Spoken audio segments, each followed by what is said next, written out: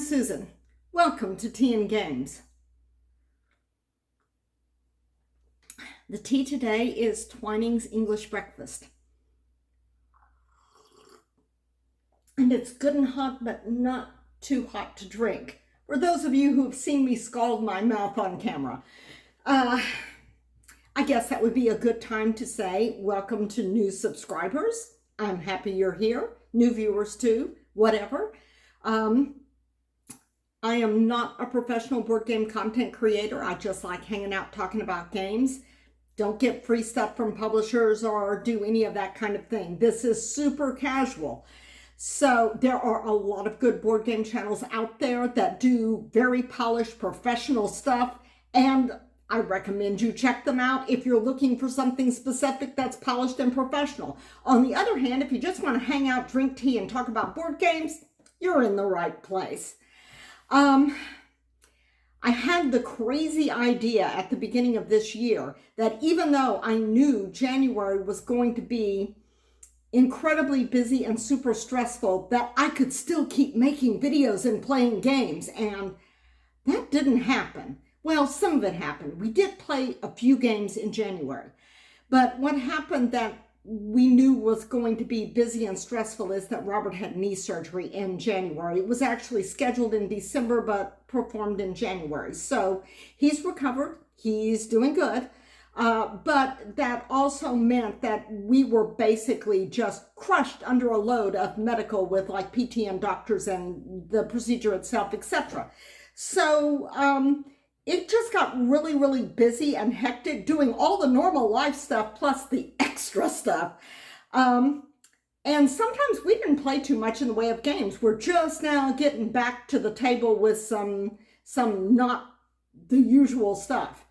But I did want to kind of go over what we played like from the beginning of the year till now, because we did do some stuff.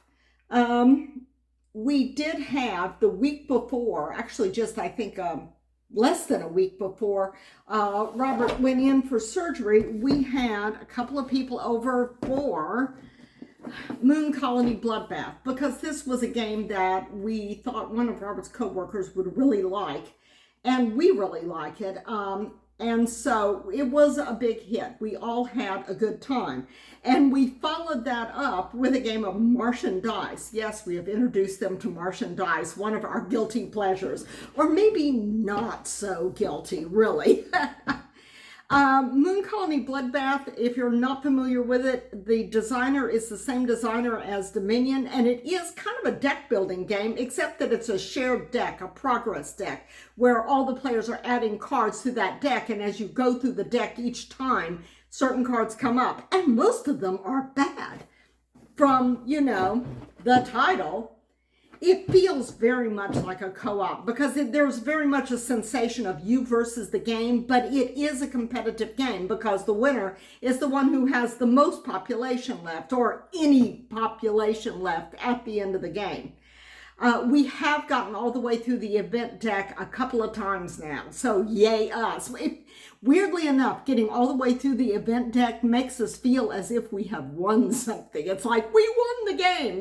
Like I said, it's got a bizarrely co-op feel for a competitive game. And we also recently picked up a couple of these little things, these little Paco game things. Bog got really cute, derpy artwork. I think I mentioned this in another video, but it's very much player versus player, two-player game. Dig we like a lot. We've played Dig a fair number of times already, but you would think that these little games would be like perfect travel games. It would fit into a purse or a pocket, but Dig takes up a shocking amount of table space because this width of the thing here, you got like all the cards in this box laid out like that across the table, and then you're moving them forward and taking them out. But the initial layout takes up more space than you might be confident of having if you took this game out somewhere to someplace to play it. So that's something to keep in mind with Dig, but it is super fun. We enjoy that a lot. And these games are both really light. So those were things that we could table pretty easily, even if we didn't really feel much like playing a game. Brain stuff, thinky stuff, takes a surprising amount of energy, particularly when you have no more energy left. So we actually needed recreational activities that we could enjoy that required very low energy input. Moon Colony Bloodbath kind of falls into that category at this point because we know the cards so very, very well. We can just play this thing almost on automatic and sort of automatically die too. I've also gotten in some recent plays of A Gentle Rain, and I'm just slowly eking my score up on this. This is a solo game. It's one of the few solo games that I play anything like regularly. It's very cozy. What I've done is I actually have 3 copies of this. I've got the original. This is the reprint. So I've got the reprint, and I've got the Bloom edition of the reprint, which has the 3D lotus flowers, which will, if I can get the lid off here, I'll show you.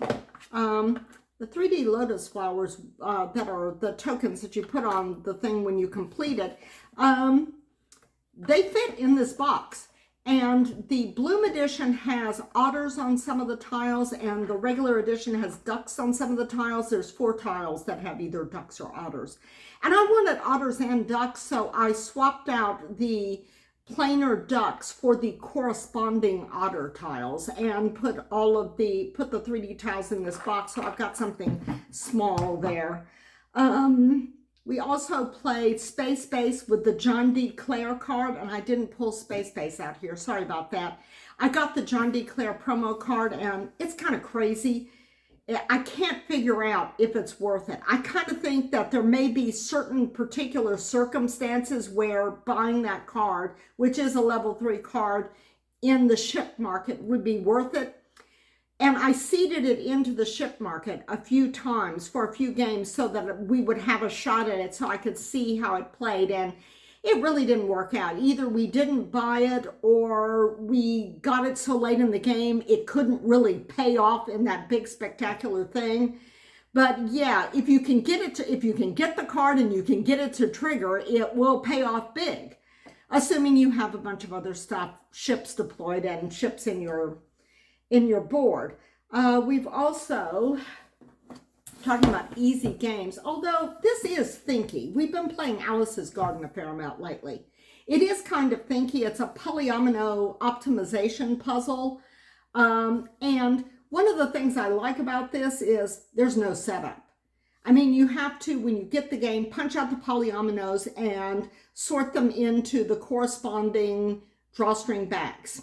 But after that, the only thing you need to do to play this game is open up the box, dump everything onto the table, grab player boards. And it plays up to 4, but it plays really well at 2.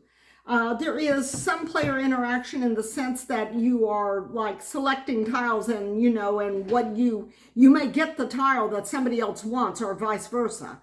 But we enjoy this because we kind of like those polyomino optimization puzzles. And it's just the right amount of thinky. It's not like brain-breakingly so. It is definitely on the lighter side.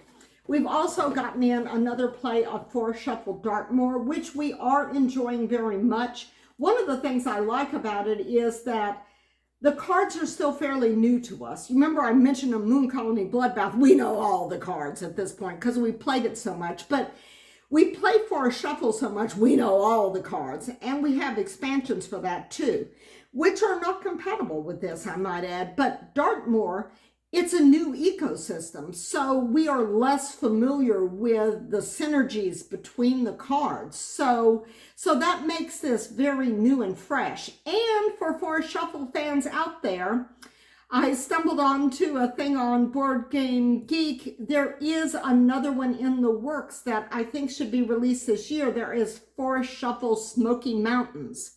So we got another ecosystem coming.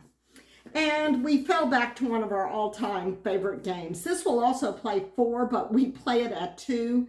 A little small box game from Red Raven Games, Ryan Lockett. You are it's kind of area control, area majority, and you are going out to waken the sleepers. A terrible sickness has fallen over the land and people have fallen asleep, and you're, is that right side up? Yes, it is. And you're going out to wake them and get, and when you fill all of the things on the land, claim all the little squares on each land card, then you claim that one for points. And there are also artifact points. There's kind of like a real push to get artifacts as the game goes on, because a lot of times the difference between my score and my husband Robert's score is who has the most or best artifact tiles. So that's something to keep in mind. You can play it without artifacts. I think it recommends for like first games or easier games to not have artifact cards. But yeah, you roll those things in. If you're playing games and they're really tight, this may be a way to get some tiebreakers. I also picked up, have I done all of the things here? Maybe? Yeah. Oh, yeah. I picked up the new Twinings expansion and got yet another quiver case because my Twinings quiver case was too small. I had them in the bolt case, and this is the full quiver and sticker. Yeah, so we're doing more Twinings things. I think I'm now caught up with all of the expansions, and it is just the amount of different actions and stuff that you can do when you start rolling in the expansions borders on bewildering. So we're starting to scale things back toward the base game, and then we're going to work our way from the base game back up through the expansions, having played all the things now. And an impulse purchase from Barnes & Noble. Y'all know we like Scrabble, right? Because the Scrabble board is always going here. On this big magnetic Scrabble board here, we play one word a day. And that's really kind of nice. We'll get up and look and say, have you played your word yet? I need to clear it out and put up another board. But the same company makes a very nice, let me see. Oh, yeah. We're still playing Carcassonne Winter Edition. I didn't mention that. But I'm thinking February is probably going to be the last month to play this. And then we will start playing the regular one with all kinds of crazy expansion combinations. But we got this at Barnes & Noble. It was just an impulse purchase. I'm about to knock over that stack of games, and that'll be real interesting. And it's nice. It's solid. It's got a magnetic clasp thing here. And it opens up like this. But doesn't it look nice? And it's very compact. This is a very good travel thing. And the thing that struck me about it, and you're going like, where are all the bits? But the thing that struck me about it is that this is something we could take not only travel, but just, you know, leave it out on the coffee table, and we could sit side by side on the coffee table and play this. And, you know, we kind of practice passing it back and forth. And these little grids here that are raised, they hold the tiles moderately well. I mean, if you don't like make wild movements when you're passing the thing around, you could actually kind of pass it back and forth. But the way it works here is the side panels slide out. I'm looking to see if it's on the camera there. The side panels slide out, and the storage for all the other stuff is in there. Here is a score pad, rules, pencil, and these tiny little things that you put your letters in. And yeah, you can tell by the size of this, the letters are going to be tiny. This is the only thing that might be a drawback for some people in terms of games and components and stuff, is that the letters are very small. They're probably even smaller for some people because I have very tiny hands. I have small hands, kind of petite hands, but yeah, the tiles are very small. So it might not be good for people who have trouble with manual dexterity thing, and I'm kind of borderline on that myself. But yeah, it is. Did I put this? Yeah, I'm about to put it back together upside down. So I'm going to slide all the things in here, and if I've got all the tiles crunched down as flat as I can get them, then I can slide that in there like that, and it closes up. But I thought I would mention this. We may get in more Scrabble games this year because we could just sit there and play with this on our laps, basically. It coffee table game or lap game. But quick buzz through all of those things. And that isn't even all the things we played. We played some other small stuff. Oh, I almost put my elbow in my tea. That would be a first. But I wanted to spend a little time with the new to us game that we played, which is a heavier game. These are all fairly light, and we do tend to lean toward light, or at the very least, games that are easy to learn and easy to play. But this is heavier. And we played this past weekend. I wanted to play it in January, but we were both kind of wrecked in January, just tired. It plays 1 to 4. The time is 45 to 90 minutes. Since we've only played it once, and that was when we were learning and kind of feeling our way through, we busted that time limit pretty thoroughly. Publisher is Two Tomatoes. But what we're doing in this game is you are trying to find the Northwest Passage. So, and there are some interesting aspects of this game. It is a worker placement game, and you have workers that can take actions that are specifically color-coded actions, red, yellow, and green. You have red, yellow, and green crew that can take the actions that are in that panel on the board. But you also have just random other workers, and you can also, at points in the game, recruit Inuit to do certain actions. You can't just slot them in for anything. So it is worker placement. You've got one big ship tile, that is the fleet tile, that everyone at the table controls. If they are the first player, they get to do that thing. And that's determined by the person with the most dynamite, because you need dynamite to break the ice, thematically, to go through the passages. And the person with the most ice, or the person that selects that action spot, is the one that moves the fleet. And there's all these different little, let me see if I can pull out some of these tiles here. It is a multi-language edition.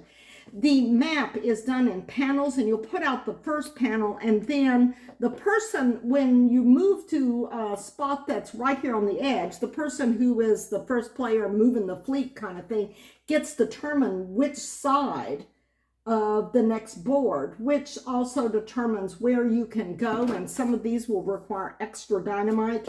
We try to avoid those.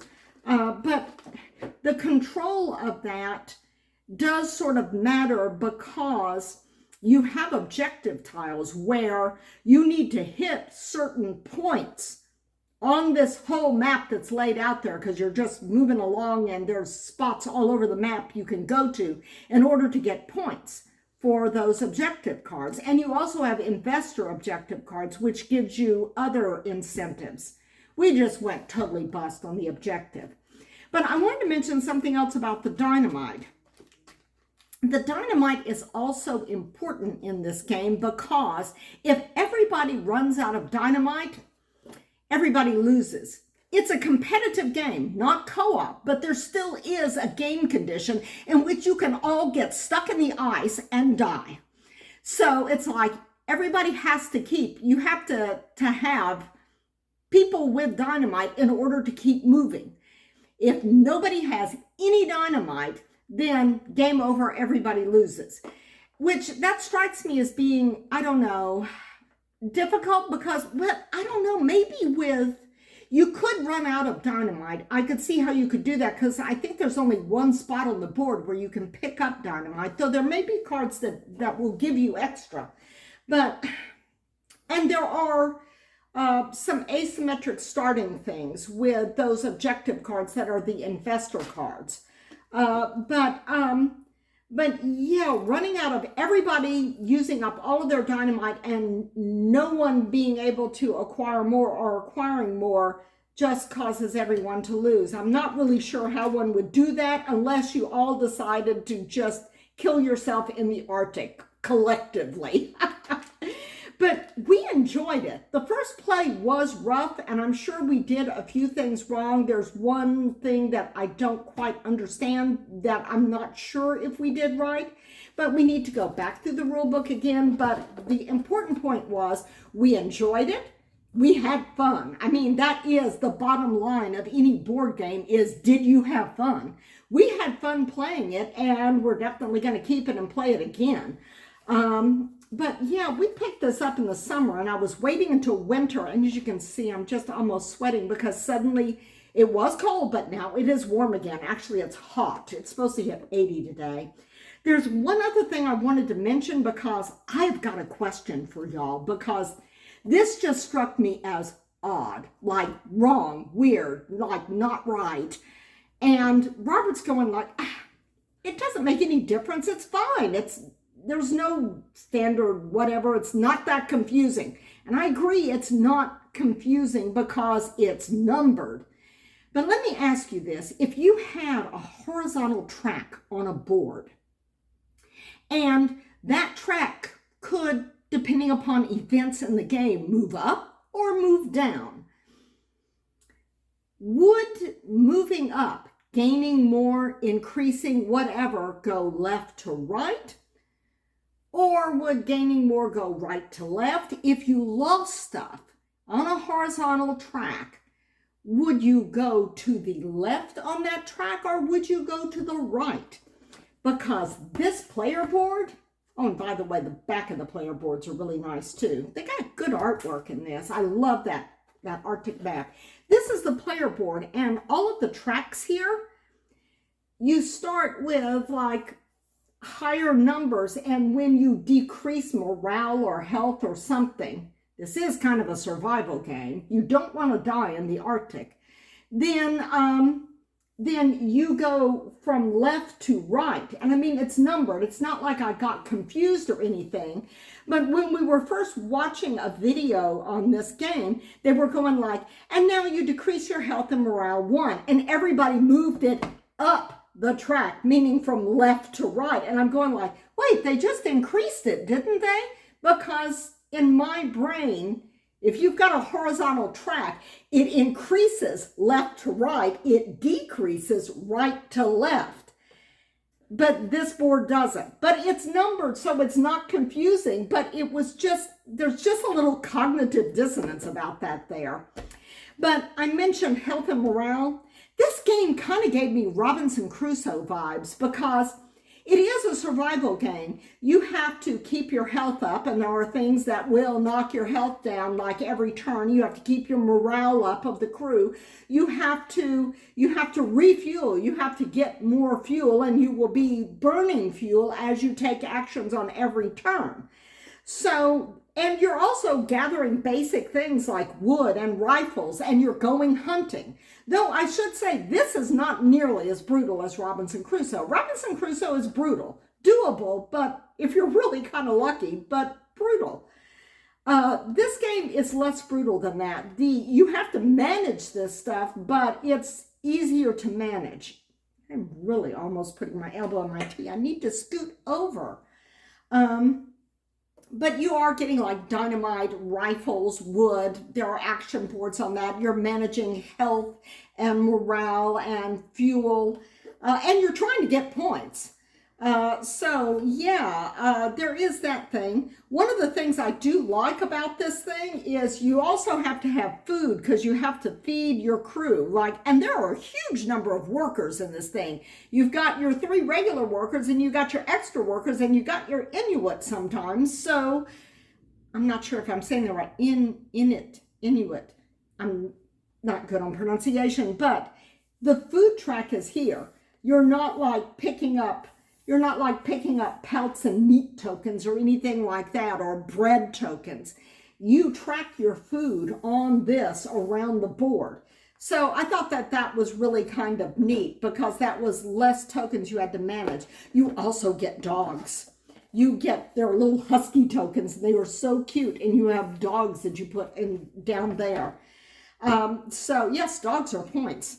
Yes. Dogs are points. I'm a dog person. For those of you who don't know, But yeah, it is very much a survival game. You are exploring. There are cards that you have where you're at an action spot where you're discovering new species.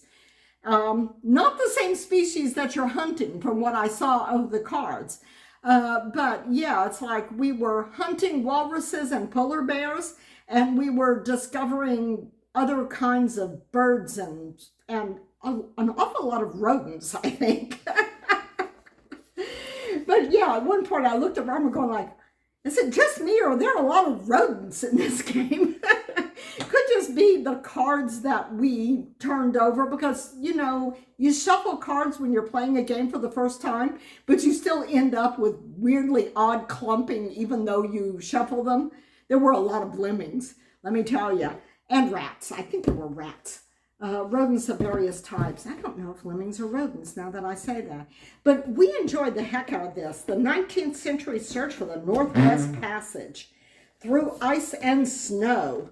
But yeah, it does have discovery aspects to it, but a lot of it is going to be basically keeping everything going, health and morale and food, and that tug of war over who has the most dynamite and who gets that worker placement slot and who is the one controlling the ship.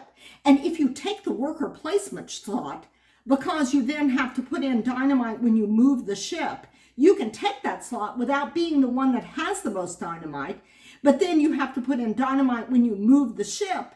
So you're kind of in a hole as far as dynamite. So that means that you're not going to be able to have the most dynamite to be able to keep the ship again, maybe, and you might not be able to get that worker placement slot again because of other things that you need to do. But there is kind of a tug of war because there is an advantage to being first player, shall we say, the one that moves the ship. And I just found it really, really interesting and enjoyable, and I like the way it played out, and Robert did too, so we are quite happy about that.